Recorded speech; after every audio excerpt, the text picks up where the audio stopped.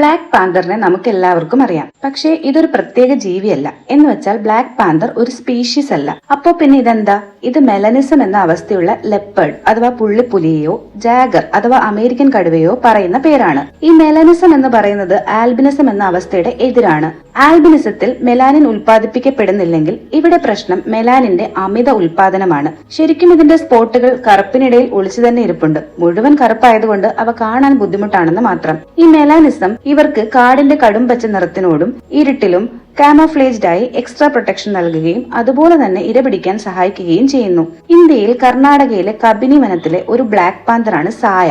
പല ഫോട്ടോകളിലൂടെയും വീഡിയോകളിലൂടെയുമാണ് ഇത് ഫേമസ് ആയത്. ഗോസ്റ്റ് ഓഫ് കബിനി എന്നാണ് ഇതിന്റെ വിളിപ്പേര്. സായയുമായി കോർട്ട്ഷിപ്പിലായിരുന്ന ക്ലിയോപാട്രയുടെ കൂടെയുള്ള 2020 ചിത്രമാണിത്. മിഥുൻ ഹുനുഗണ്ട് എന്ന വൈൽഡ് ലൈഫ് ഫോട്ടോഗ്രാഫറാണ് ഇത് എടുത്തിട്ടുള്ളത്. വർഷങ്ങളായി സായയുടെ ലൈഫ് ഡോക്യുമെന്റ് ചെയ്യുന്ന വൈൽഡ് ലൈഫ് സിനിമോട്ടോഗ്രാഫറായ ഷാസ് ജംഗ് പകർത്തിയ ഇവരുടെ തന്നെ വീഡിയോ ആണിത്. Your shadow is your best friend എന്നാണ് ഇദ്ദേഹം ഇൻസ്റ്റാഗ്രാമിൽ പോസ്റ്റ് ചെയ്ത ഈ വീഡിയോയ്ക്ക് നൽകിയിരിക്കുന്ന ടൈറ്റിൽ. ചുരുക്കി പറഞ്ഞാൽ ഇവ ഒരു പ്രത്യേക സ്പീഷീസ് ഒന്നുമല്ലെങ്കിലും പ്രകൃതിയുടെ അത്യപൂർവമായ കറുത്ത നിഴലുകളാണിവർ എന്ന് നമുക്ക് സാഹിത്യപരമായി പറയാം. Thank you so much.